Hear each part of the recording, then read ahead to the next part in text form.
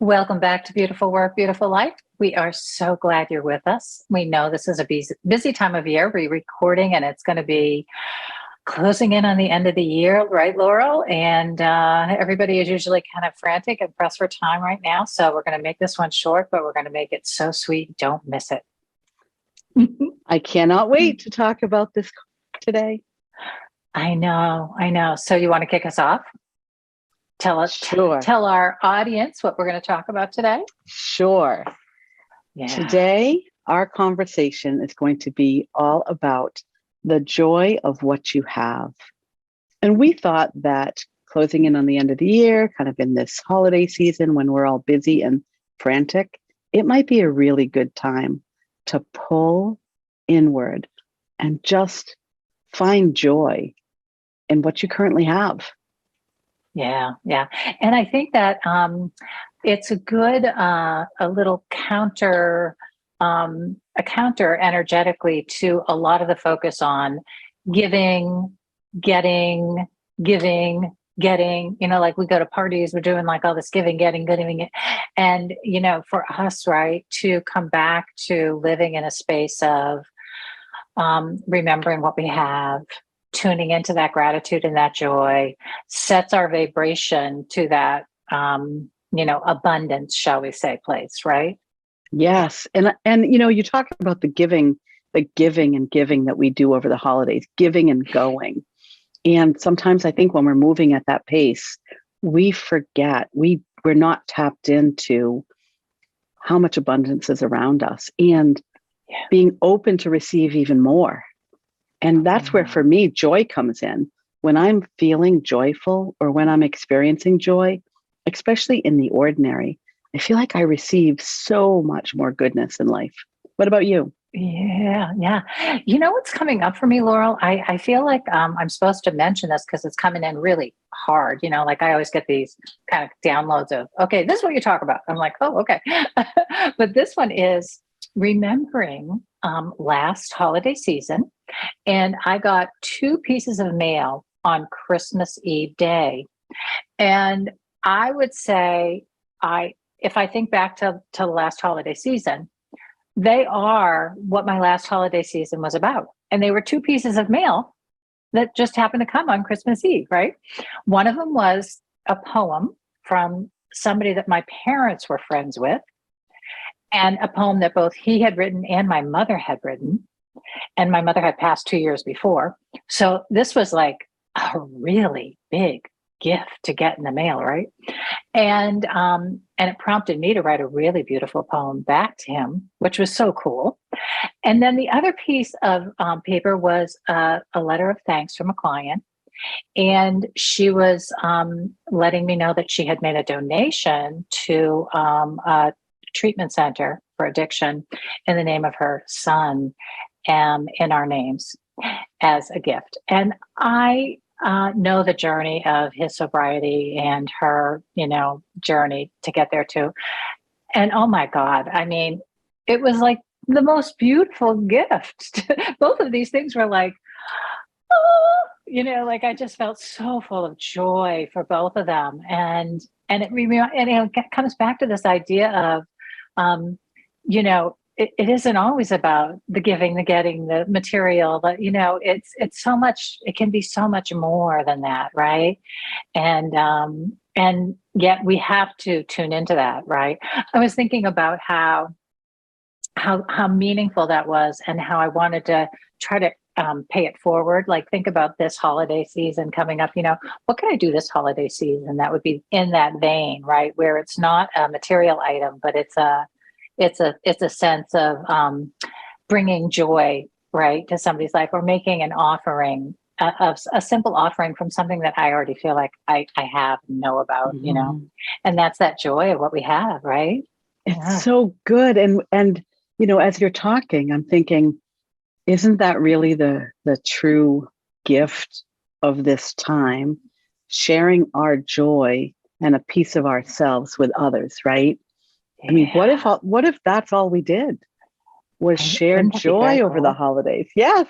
Oh, no more holiday shopping. None of that. right? Let's just give Yeah. joy to each other. And last year, my husband gave me. He had such joy, probably in seeing me receive these. But there's a Facebook group that I'm a member of. I think you are too, Laurel. It's the Laurels, right? And so, Yeah. who knew that there were so many women in the world named Laurel? But So good. it was the holiday card exchange. And so I said, yes. I put my address on this list. I received, over the course of the month, 58 holiday cards from other women that I've never met from all over the world, all named Laurel. And Wow.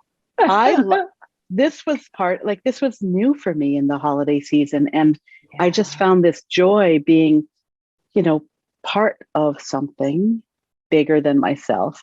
And my husband, his joy was like, I can't believe there's that many people named Laurel. And he'd come in from the mailbox and be like, oh, here's another card from another Laurel.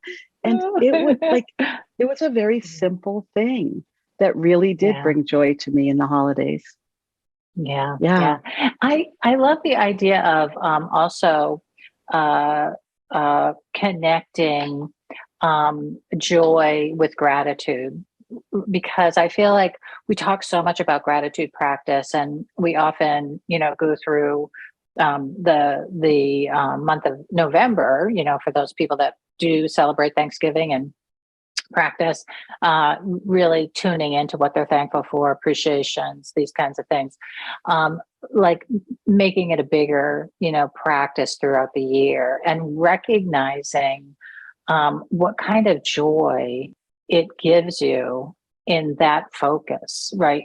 Being able to move into the space of practicing gratitude and feeling gratitude at such an intense level that it does elicit a sense of joy. And I feel like that's probably one of the highest vibrations of gratitude, love and joy, right? Yeah. And it feels different when you're at that level of, I'm going to call it joyous gratitude, right? Like it feels different than the obligatory, am I saying that word right? The obligation of being grateful for what you have, right? Sometimes I sit down and I think about, 3 things or 5 things or 10 things I'm grateful for. If I have a gratitude practice that includes writing down what I'm grateful for, but it doesn't have that joyous, playful, just, feel to it. And so I do think that that's a really good place to think about, how can we experience gratitude through joy? Or how can we bring joy to gratitude? Yes. I was also thinking about, I didn't want to make sure we didn't close without talking about this a little bit, because I want to know what your experience of this is, Laurel. But I feel like I came from a family where joy wasn't necessarily encouraged. It was occasionally experienced.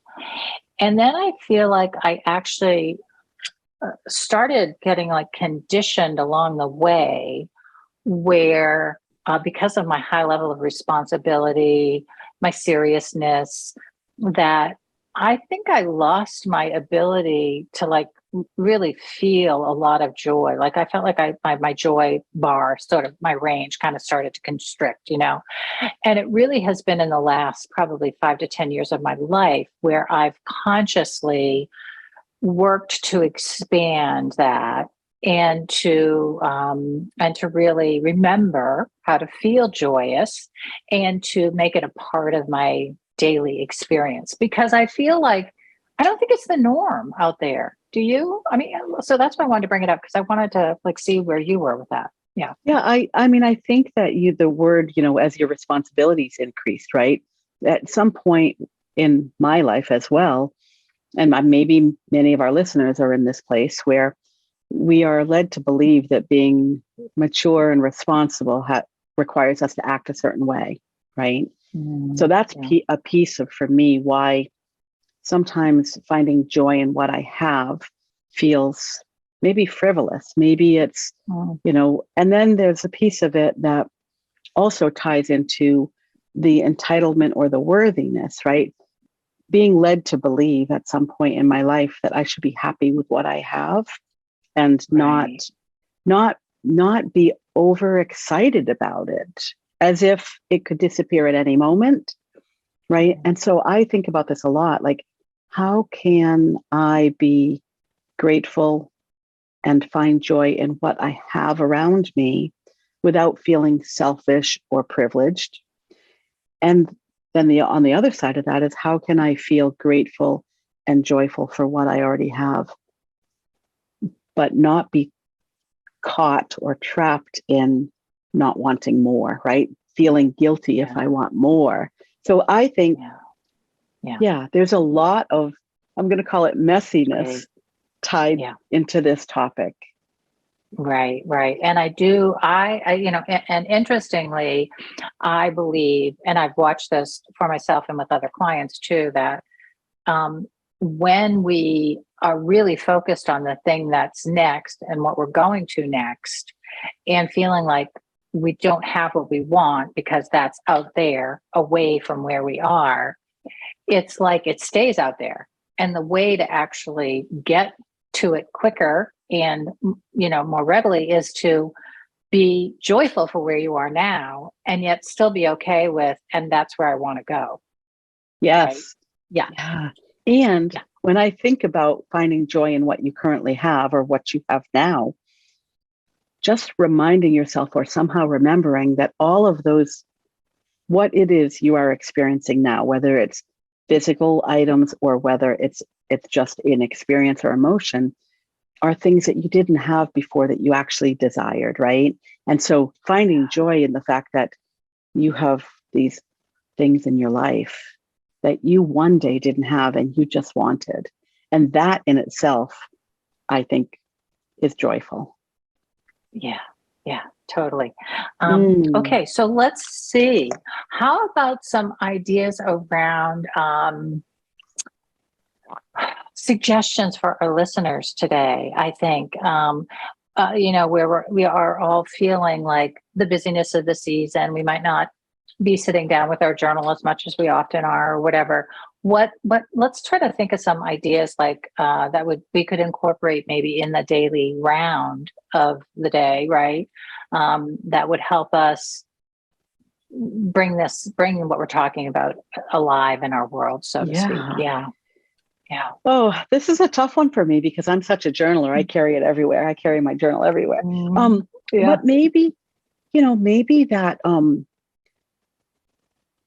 maybe it is, I'm going to say, another thing on your list, right? As you have all of the things that as we have all of the to-dos and all of the tasks and all of the things that we need to do during this busy season, maybe adding to that list of a daily one thing that makes you feel lighter, like that, I'm going to say, brings you joy, right?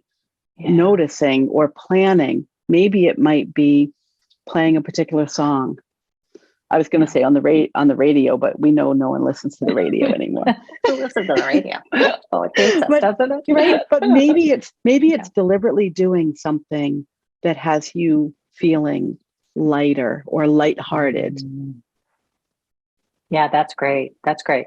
Two things came into my mind, and let's see if anything comes up for you too as we're continuing this, because I think the more ideas we have, the better.